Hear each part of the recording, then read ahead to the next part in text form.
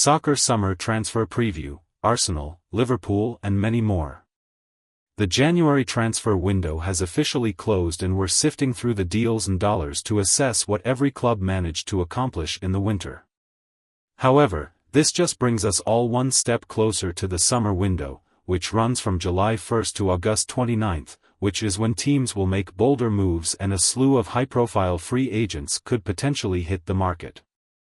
So, let's review which clubs got what they needed, or didn't, in the January window, and weigh that against what they'll need to address when the summer window arrives.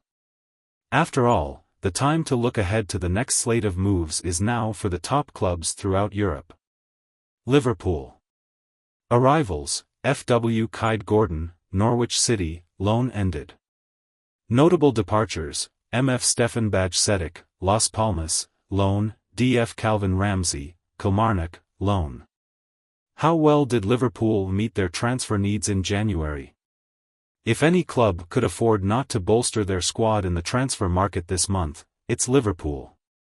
Arne Slot's side has defied expectations to climb to the summit of the Premier League and Champions League tables and looks in rude health heading into the business end of the campaign. Standing pat and keeping on as the team has been appears to be a winning strategy. That said, Liverpool could come to regret not making a defensive addition, with injuries to Joe Gomez and Ibrahima Konate at various points over the past few months having raised concerns over depth at the back, while Andy Robertson's erratic form has highlighted the need for a left-back. The biggest disappointment this month, though, is that Liverpool have been unable to get Mohamed Salah, Virgil van Dijk or Trent Alexander-Arnold signed to new deals.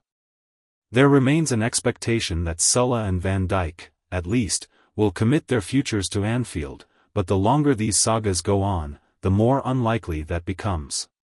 What transfer needs must they address in the summer? Much of Liverpool's summer business will hinge on whether their out-of-contract trio signs new deals. As things stand, the Anfield club will have to replace their captain, vice-captain and top goal scorer in the one window, and replacing players of that caliber will not come cheap. Contract impasse aside, however, the most pressing issue in Slot's squad is probably at left-back. Robertson was integral to Liverpool's success under former manager Jurgen Klopp, but has struggled for form this term, while Kostas Tsimikas is not viewed as his long-term successor. With the jury still out on whether Darwin Núñez has a future on Merseyside and Diogo Jota still plagued by injuries, it would also be shrewd to invest in a first-choice number 9, though the competition for such a player is likely to be fierce, with many of Europe's top clubs in a similar position. Defensive midfield was Liverpool's biggest priority last summer, with Liverpool coming close to striking a deal for Real Sociedad's Martin Zubimendi, who now looks set to join Arsenal at the end of the season. Ryan Gravenberch's emergence as one of the best number 6s in world football diminishes the need to strengthen in that area of the pitch. However, considering the amount of games Slot's side are likely to play in all competitions next term, bringing in a rotational option would be wise, particularly if Japan international Wataru Endo should leave the club.